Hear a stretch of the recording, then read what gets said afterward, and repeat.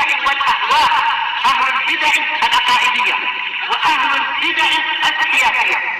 نقول بيننا وبينكم السلف، بيننا وبينكم الكتب، كان فيقول البدع بيننا وبينكم. Bismillahirrahmanirrahim. Qala al-Imam al-Bukhari rahimahullahu taala, al-hadits tsaniyah asyar ba'dal mi'ah 112. Haddatsana Abu Nuaim al-Fadl bin Dukain. Qala haddatsana Syaiban an Yahya an Abi Salamah an Abi Hurairah radhiyallahu an. Hadisnya panjang, agak panjang. Kita baca sanadnya berarti di sini. Abu Nuaim Fadl bin Dukain ini salah satu guru tertuanya Imam Bukhari. Sahabat Imam Ahmad ini Abu Nuaim, siqatun yaqdhan, siqatun sabt, dan beliau salah satu dari rawi sulasiyatnya Imam Bukhari, yaitu dari jalur ini Imam Bukhari mendapatkan sulasiyat. Baik. Ayahnya namanya Amr, Fadl bin Amr. Bukan, ini kira macam ajam lah. Ini bukan, ini Dukain, yaitu kedai kecil. Dukan itu kedai. Bapak ada kedai kecil? Tak tahu. Tapi memang beliau punya kedai, beliau niaga, beliau berjualan. Nanti kalau ada murid-murid datang jam daras, beliau menutup kedainya, lalu kedainya berubah jadi tempat pengajian hadis. Ini Fadl bin Dukain rahimahullah. Tayyib, dan cerita tentang beliau banyak, hebat-hebat. Qal haddatsana Syaiban. Kalau yang tadi Kufi, kalau ini Syaiban, beliau adalah Syaiban bin Abdurrahman. Kunyahnya Abu Muawiyah, siqatun sabtun. Siqatun sabt.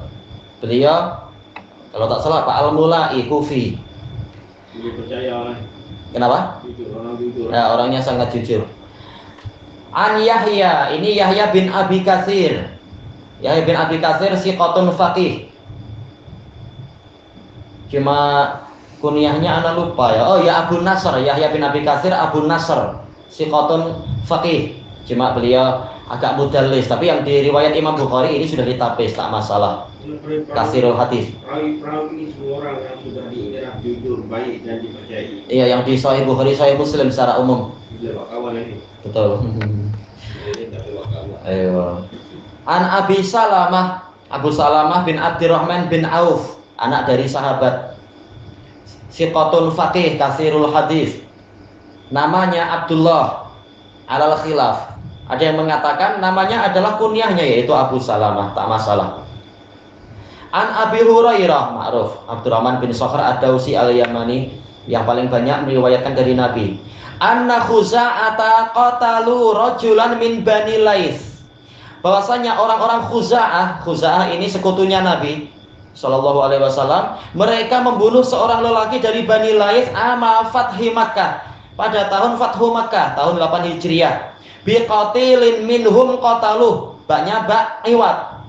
Boleh jadi, boleh bak sababiyah, boleh bak iwat. Kalau sababiyah disebabkan, kalau baknya bak iwat sebagai ganti dari orang yang terbunuh dari kalangan mereka, dibunuh oleh orang Bani Laits, intinya membalas dendam.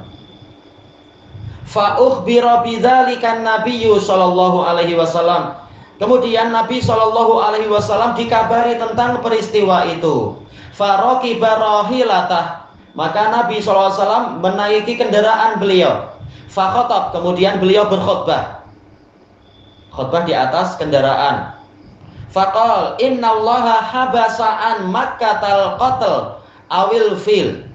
Sesungguhnya Allah menahan dari Makkah itu pembunuhan, atau menahan dari Makkah itu gajah, yaitu pasukan bergajah, pasukan Abraha. Syakka Abu Syakka Abu Abdillah. Abu Abdillah merasa ragu tentang ini. Sebentar, ana lompat enggak? Tak lompat kan? Tak lompat. Innallaha habasa'an Makkah. Iya, tak lompat. Qala Abu Ubaid Abdullah. Aywa, sepertinya untuk cetakan ana ini kurang. Karena kalau dalam cetakan yang lain, Imam Abu Abdillah, yaitu Imam Bukhari, mengatakan memang seperti inilah riwayat dari Abu Nuaim. Adapun yang lainnya mengatakan al-fil, tak ragu. Jadi yang ragu mungkin apa? Abu Nuaimnya, bukan Imam Bukharinya. Baik. Kemudian wasallata alaihim Rasulullah sallallahu alaihi wasallam. Allah menguasakan kepada mereka, kepada penduduk Mekah, Rasulullah sallallahu alaihi wasallam wal mukminin, dan kaum mukminin, para sahabat. Nabi mengatakan para sahabat adalah mukminin. Memang mereka mukminin yang sebenar. Ala wa innaha lam tahilla li ahadin qabli. Ingatlah, ketahuilah, sesungguhnya Makkah tidak halal bagi seorang pun sebelum saya, walam tahilla li ahadin ba'di, dan tidak halal untuk seorang pun sepeninggal saya. Ala innaha halat li sa'atan min nahar. Ketahuilah, sesungguhnya Makkah halal untuk saya sesaat dari siang hari. Ala innaha sa'ati hada wa innaha sa'ati hadhihi haram. Ketahuilah, sesungguhnya Makkah itu pada saat sekarang ini dia adalah haram, tidak lagi halal untuk peperangan. La yuhtala syaukuha, duri-duri pokoknya tidak boleh dipangkas. Wala yu'dadu syajaruha, pokoknya pepohonannya tidak boleh dipotong. Wala tultaqatu saqitatuha, saqitatuha. Baik, barang yang jatuh, barang yang hilang itu tidak boleh dipungut illa limunsyid, kecuali untuk orang yang mengumumkan. Faman qutila fahuwa bi khairin nadharain. Barang siapa terbunuh, maka dia, tentunya bukan orang yang mati tapi walinya memiliki pilihan yang terbaik dari dua pilihan. Imma ayyuqal, yaitu dia diberi akal, diberi apa? Yaitu diat, pembayaran 100 ekor unta. Wa imma ayyuqada ahlul qatil, atau orang yang keluarganya dibunuh, keluarga dari orang yang mati, dia diberi hak untuk qawat, yaitu membalas hukuman mati. Tentunya bukan mereka yang membunuh, tapi al-gujo istilahnya ya. Kisah.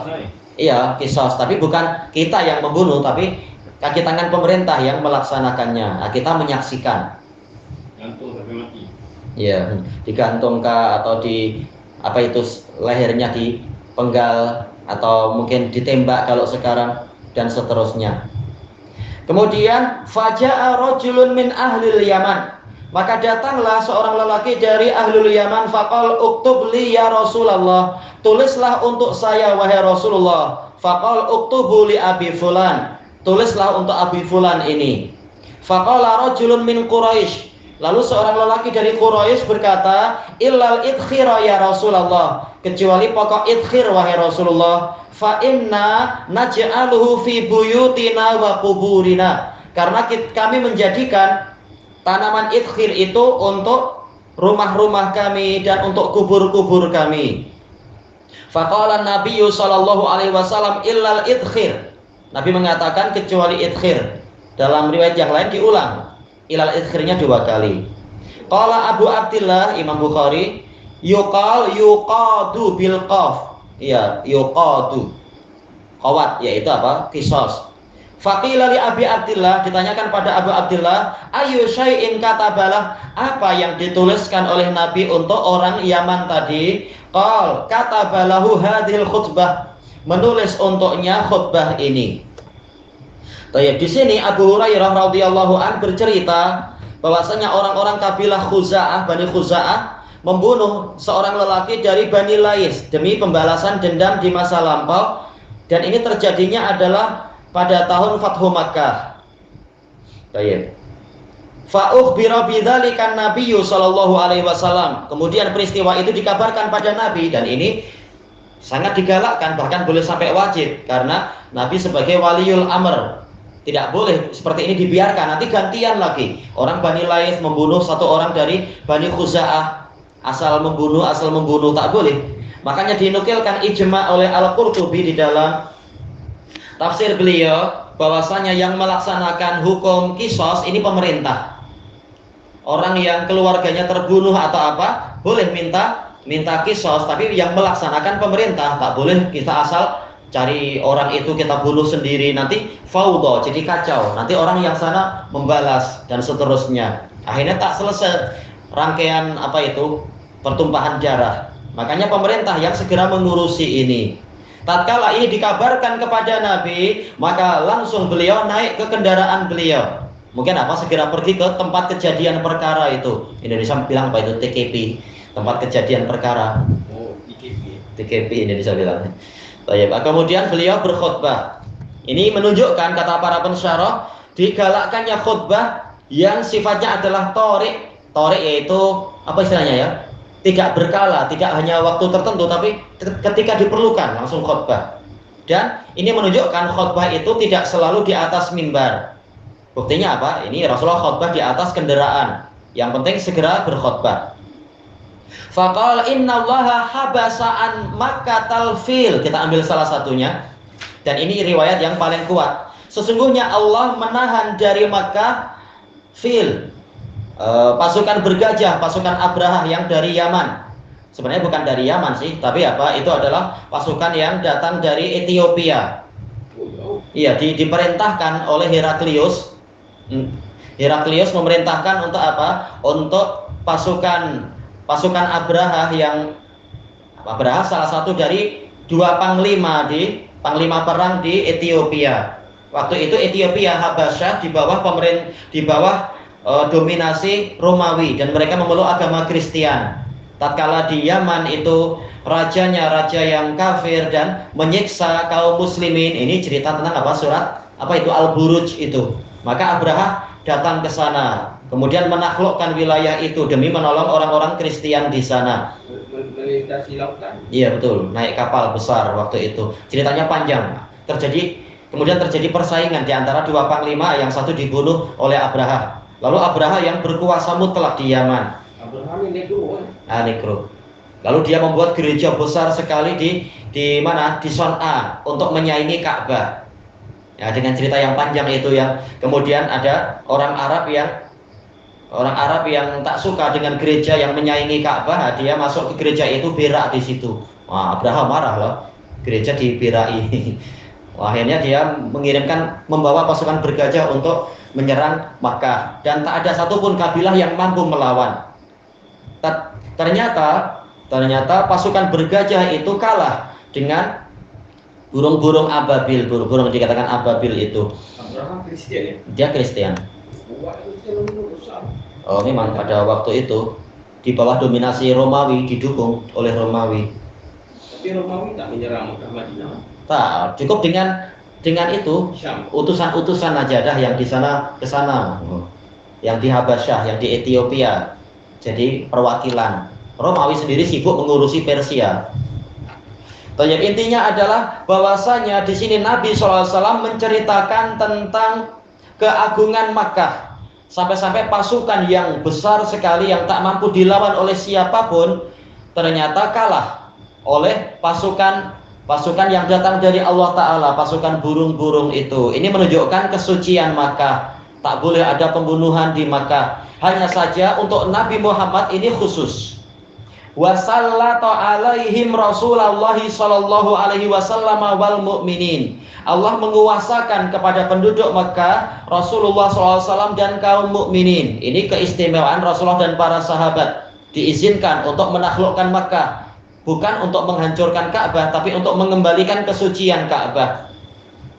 Maka Allah mengizinkan adanya pembunuhan di situ bagi orang-orang yang tidak mau tunduk kepada kebenaran, tidak mau tunduk kepada pasukan Nabi waktu itu. Ala wa innaha lam tahilla li ahadin qabli wa lam tahilla li ahadin ba'di. Ketahuilah sesungguhnya Makkah itu tidak halal untuk seorang pun sebelum saya, dan juga tidak halal untuk seorang pun sepeninggal saya. Memang ini khusus untuk Nabi Muhammad dan pasukan beliau di hari itu saja. Hari berikutnya sudah kembali suci.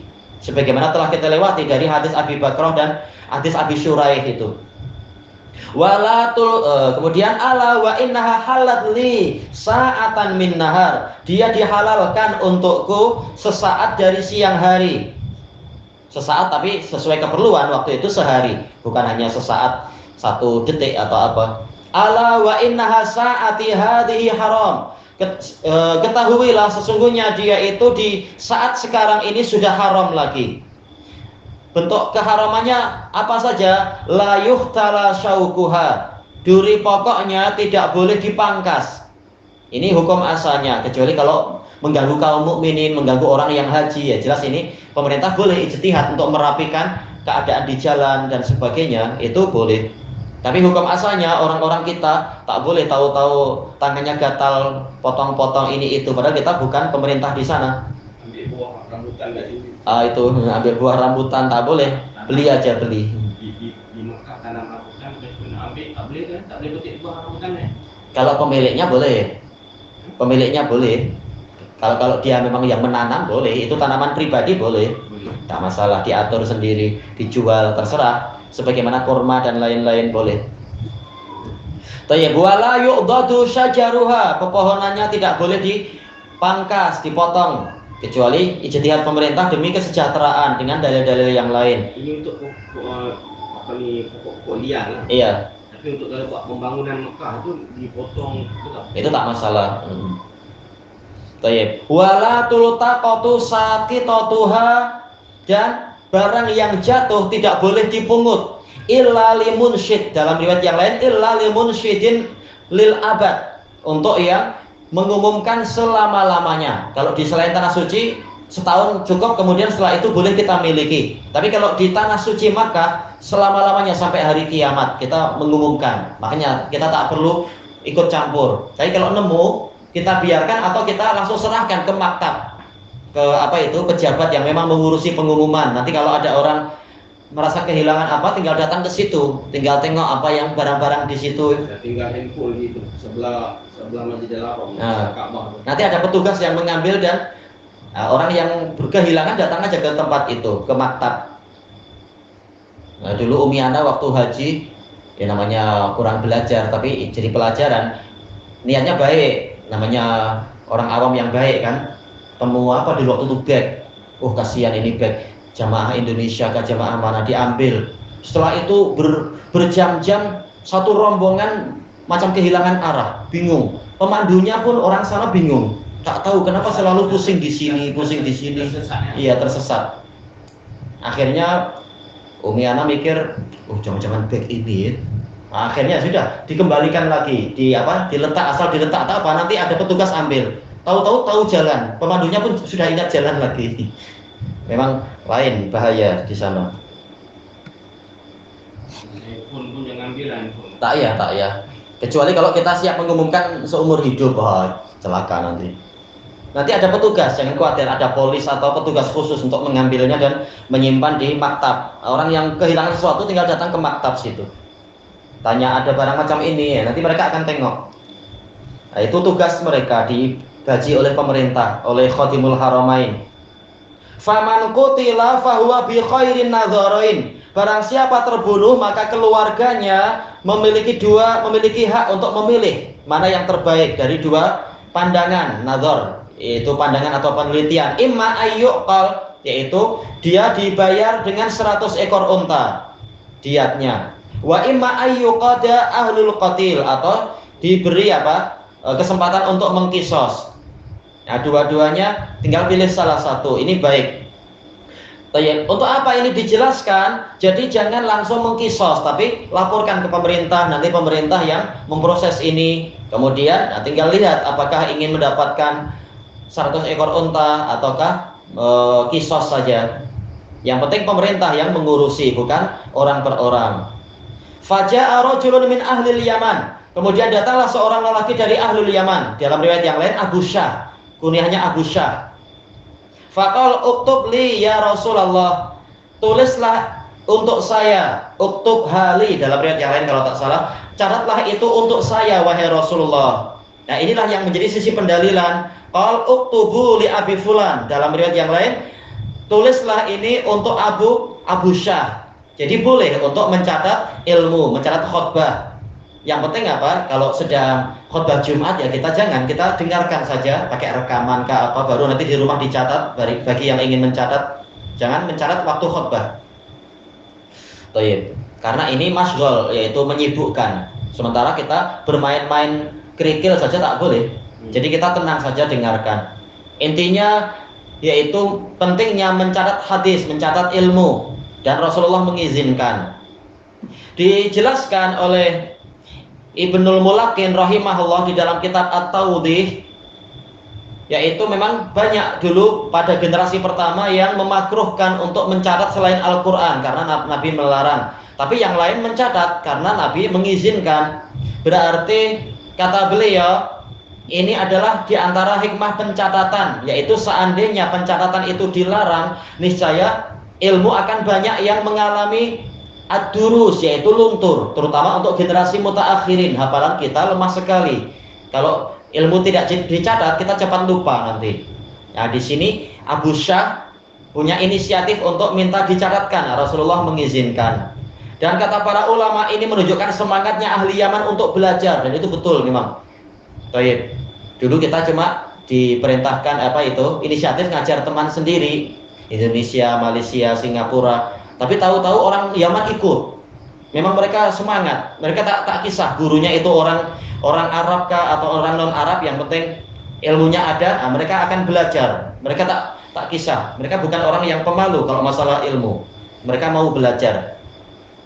Memang sejak dulu ahlul Yaman memang semangat belajar, kecuali yang kena budaya rusak. Baik. Kemudian di sini faqala rajulun min Quraisy, ada lelaki dari Quraisy, dalam riwayat yang lain adalah Al-Abbas bin Abdul Muttalib, pakciknya Nabi. Illal idkhir ya Rasulullah, kecuali idkhir wahai Rasulullah. Kata para pensyarah, ini menunjukkan bolehnya al-mafdul memberikan masyurah kepada al-fadil, orang yang lebih rendah derajatnya, memberikan masukan, saran-saran atau permohonan kepada orang yang lebih utama. Tadi Nabi melarang, lalu Al-Abbas mengatakan, wahai Rasulullah, tolong diperkecualikan yang ini. Boleh potong? Ya, boleh dipotong. Kenapa? Alasannya fa inna naj'aluhu fi buyutina. Karena kami menjadikan kayu-kayu idkhir itu untuk rumah kami, untuk atap, untuk tiang dan sebagainya.